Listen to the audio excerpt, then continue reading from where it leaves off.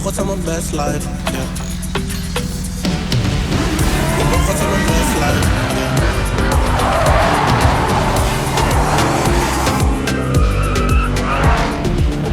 We both got my best life.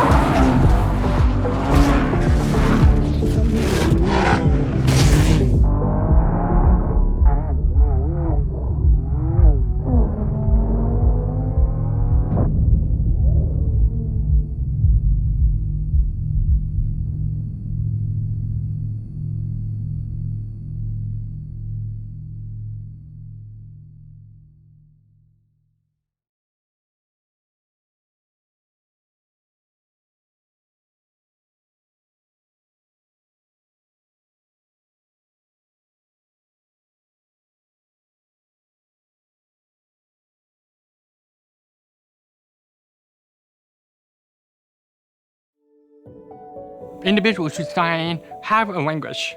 It's not just like a manual form of whatever spoken language that happens to be in your area. It has its own syntax, has its own structure, has its own idioms. And if you look at that from that perspective, if the world itself was inclusive and accessible to everyone, we would still have a language. There's a bunch of common misconceptions about sign language. It is not just what's on this.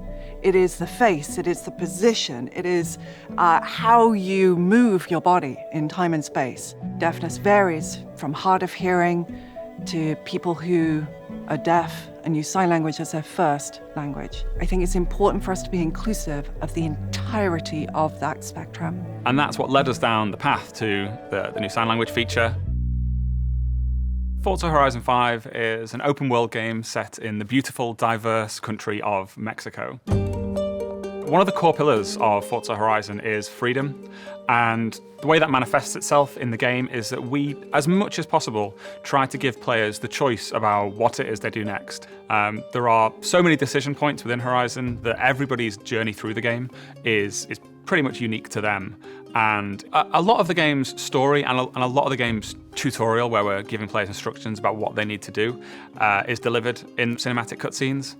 And so that was where we wanted to focus our effort when we were delivering the BSL and ASL support. I think it is so incredible that Forza Horizon 5 is embedding not just one sign, but two. And I think there's a common misconception with American Sign Language and British Sign Language. Well, they're the same, right? No, they couldn't be more different.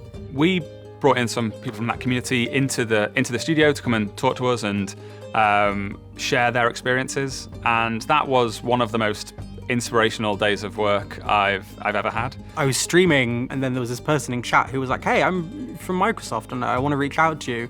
And that followed up with an invitation to come here to Playground Games for the accessibility sprint as a subject matter expert, as someone who's hard of hearing. And it was very revealing for me as a gamer to sort of think about, well, if I had a magic wand, if money was no object, what would I do? And I'd be like, well, sign language, it's, put it in, because English is a second language or a third language, so, do that. These are some of the core fundamentals when we think about accessibility. You've got to embed inclusive design from the start. You've got to embed people with disabilities into the process.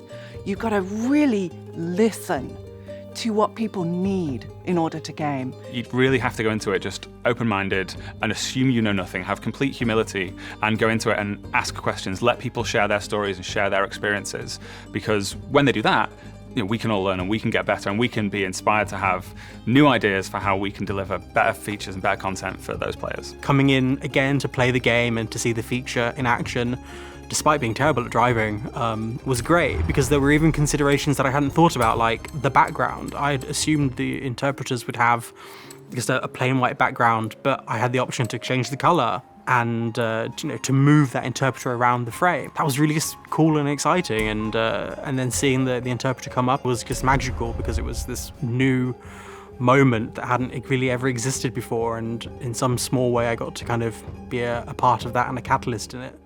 But I did want to show you one of the cutscenes that's with the ASL support turned on. Hey Ale, how can I help?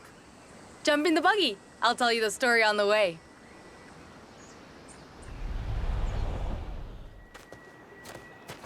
Let me just get the door.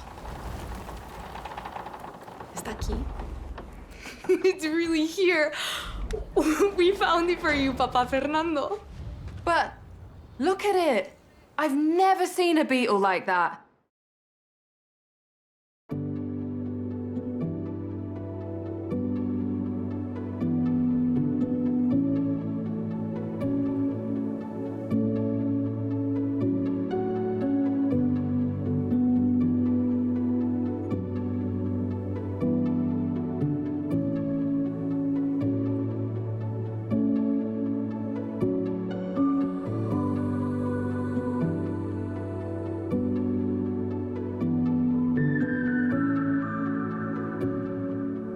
Being like the first type of integration with signed performers in the game, there's definitely an opportunity here where we can show what we've learned as a company, and we really need to provide that information and the tool to the different studios that are interested in doing this, and say, you know, this is what we learned, and this is what worked, and this is what didn't work.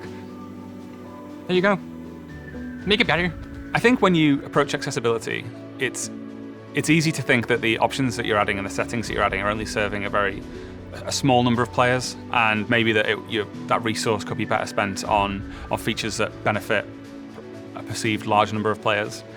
But I don't think that's necessarily true. Every little thing that we can do as developers to make their enjoyment easier, to make their access to games easier, is just bringing more and more gamers into this hobby that we all love. And so I hope that when other developers see that we've done this and learn from us, and I think we're happy to talk to anybody to share those learnings, I hope that more and more developers will start to introduce features like this as well. I think play is a fundamental right.